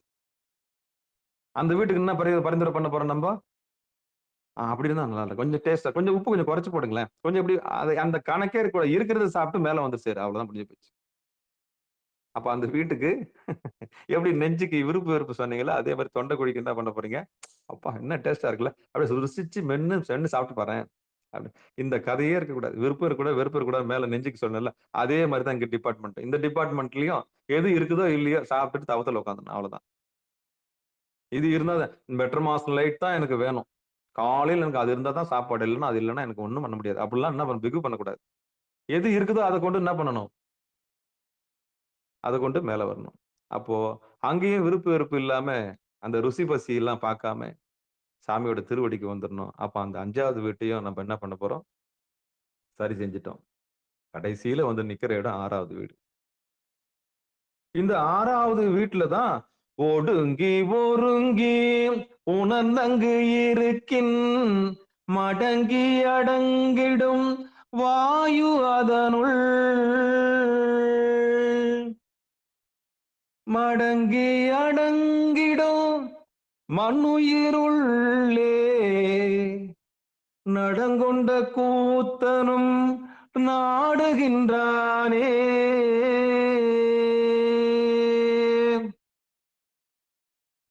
அப்பாடி.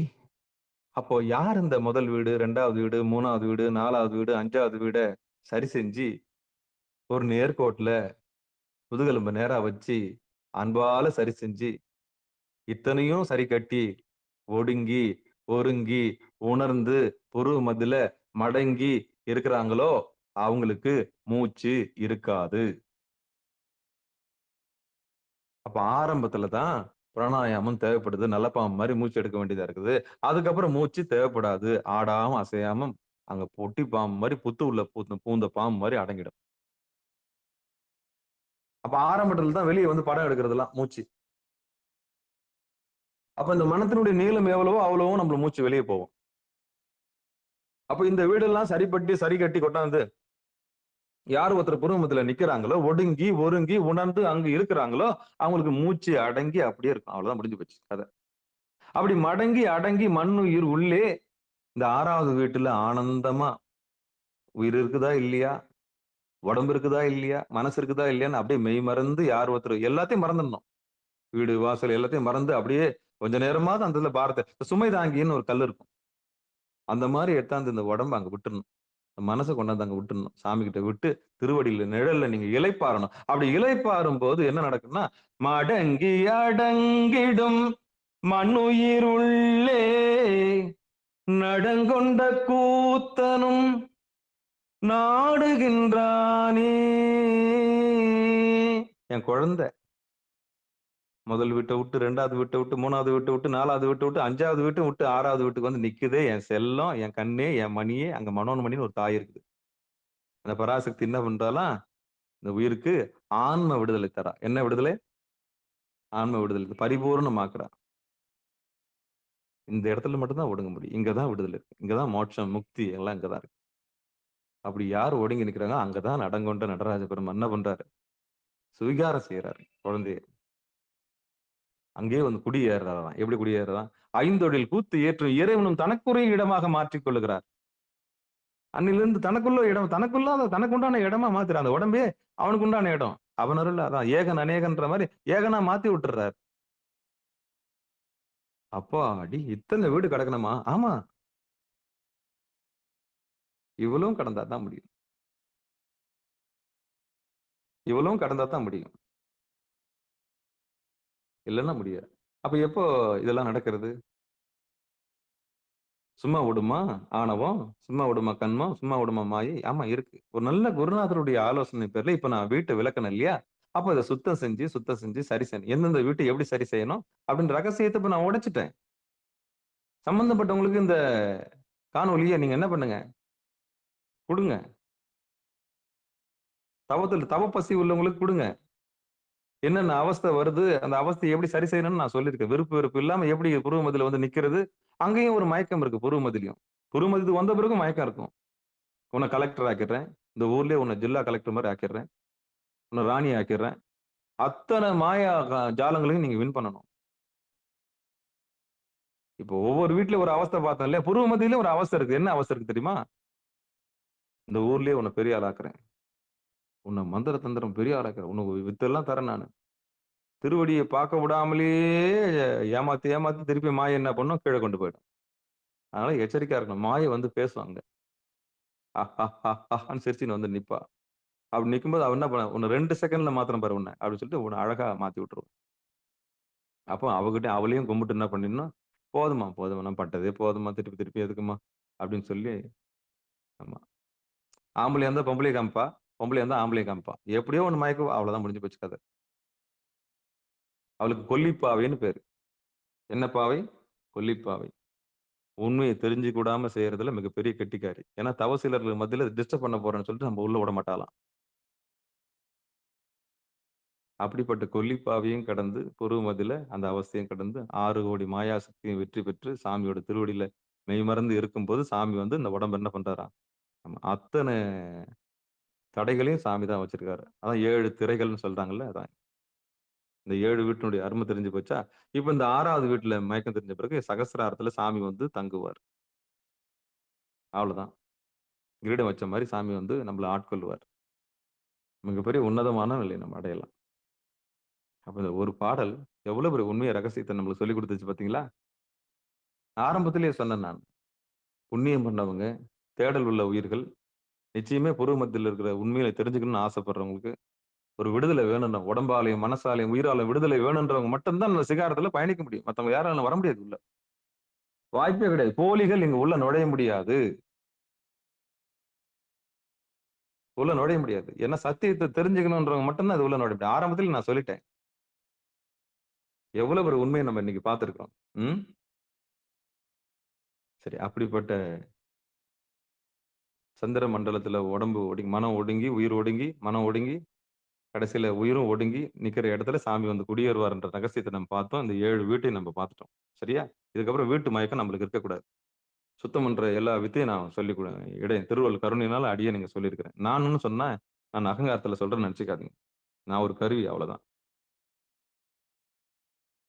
இதுகாரம் பொறுமையா கேட்ட அத்தனை உள்ளங்களுக்கும் மனமார்ந்த நன்றி சொல்லி, திருமூல நாயனாருடைய திருவடிகளை மனமொழி மெய்களால வணங்கி, நம்ம சிந்திக்க ஏற்பாடு செய்த இந்த களம் கொடுத்த அந்த சிகாரம் அமைப்புக்கு நன்றி சொல்லி, நம்ம எல்லாம் ஒன்று சேர்த்திருக்கு இல்லையா?